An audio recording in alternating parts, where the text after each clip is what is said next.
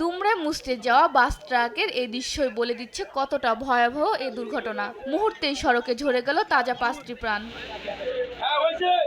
ভোরের আলো ফুটতে না ফুটতেই ঢাকা থেকে ছেড়ে আসা নাবিল পরিবহনের যাত্রীবাহী বাস ও দিনাজপুর থেকে ফুলবাড়ির দিকে যাওয়া আম বোঝাই ট্রাকের মুখোমুখি সংঘর্ষ হয়। শুক্রবার ভোর 6টায় দিনাজপুর গোবিন্দগঞ্জ মহাসড়কের পাঁচবাড়ি বাজার সসরা চক্রামপুর এলাকায় এ দুর্ঘটনা ঘটে। এতে ঘটনাস্থলে প্রাণ হারান 2 জন, আহত হন অন্তত 28 জন। নাবিল গাড়ি আর একটা সামনে আমের গাড়ি, দুজনে কোচিং করার সঙ্গে পিছনে একটা 10 চাকার গাড়ি ছিল। ওই 10 চাকার কারণেই দুজনের দুর্ঘটনা হয়েছে। নাবিল গাড়ির 5 জন মারা গেছে, উদ্ধার করে হাসপাতাল পাঠিয়ে দেওয়া হয়েছে।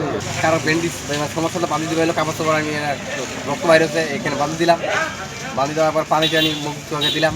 খবর পেয়ে ঘটনাস্থলে পৌঁছায় পুলিশ ও ফায়ার সার্ভিস। পরে আহতদের উদ্ধার করে Dinajpur M Abdur Rahim medical college হাসপাতালে নেওয়ার পথে মৃত্যু হয় আরও 3 জনের। আহত 28 জনের মধ্যে কয়েকজনের অবস্থা আশঙ্কাজনক। দিনাজপুর থেকে আম বোঝাই ট্রাক আর হচ্ছে ঢাকা থেকে নাবিল বাস মুখোমুখি সংঘর্ষ হয়।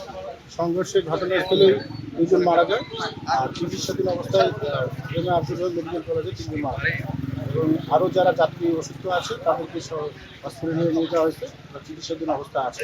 এদিকে পাবনার ঈশ্বরদী দাসুরিয়ায় প্রাইভেট কার নিয়ন্ত্রণ হারিয়ে নিহত হয়েছে 5 জন। বৃহস্পতিবার রাত 9:30টার দিকে পাবনা রাজশাহী মহাসড়কে দাসুরিয়া সুগার মিলের সামনে এ দুর্ঘটনা ঘটে।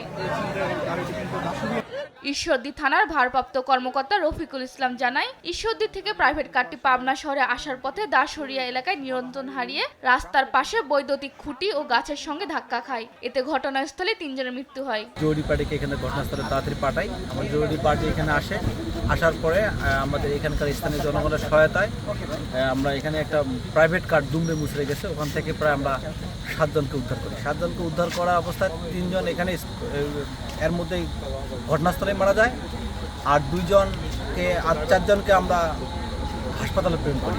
গুরুতর আহত অবস্থায় 4 জনকে উদ্ধার করে ঈশ্বরদী উপজেলা স্বাস্থ্য কমপ্লেক্সে নেওয়ার পথে আরও 2 জন মারা যায়। নিউজ ডেস্ক, দেশ টিভি।